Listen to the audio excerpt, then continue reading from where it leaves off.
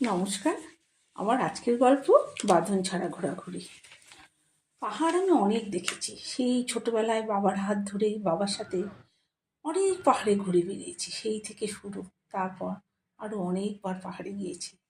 ইউটিউবে আমার প্রথম গল্প শ্রাবণের বৃষ্টিতে বেড়ানো, সেটা একটি পাহাড়েরই গল্প। এবারে বেড়ানোটা একটু অন্যরকম। আমার কর্তামশাই ছোটবেলার বন্ধু অলোকদা। ওদের আবার দেখা হলো ফেসবুকের মাধ্যমে। আমাদের দুটি পরিবারের হৃদ্যতা বাড়তে লাগলো। অলোকদা ওনার স্ত্রী চিত্রার জন্যই এবারে বেড়ানোটা। আমরা এলোমেলোভাবে ঘুরে বেরিয়েছি। সকাল 10টা থেকে রাত 9টা পর্যন্ত যেখানে ইচ্ছা ঘুরেছি, যেখানে ইচ্ছা গাড়ি থেমেছে, রাস্তায় দাঁড়িয়ে পড়েছি।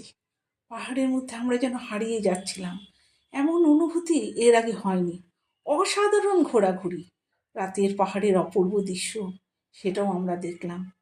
সব থেকে বেশি ভালো লাগলো রবীন্দ্র ভবন, মংপু, কাশিয়াং। রবীন্দ্রনাথের স্মৃতি বিচলিত কত কিছু দেখলাম। আমি মুগ্ধ, আমি আপ্লুত। আমি আর চিত্রা তো সব কিছু খুঁটিয়ে খুঁটিয়ে দেখছিলাম। এত প্রকৃতির উপরে ভালোবাসা ভাবাই যায় না। ভেতরে কোনো ছবি তোলা নিশ্চিত ছিল, আমরা তুলিনি। অনেকে এটা চুপিসারে করেছেন। এই ভবনটি একজন নেপালি ছেলে দেখাশোনা করেন। তার ব্যবহার ভীষণ ভালো। তার গাওয়া একটি গান তোমাদেরকে শোনাবো ভাবছি। শেষ করছি আজকের গল্প।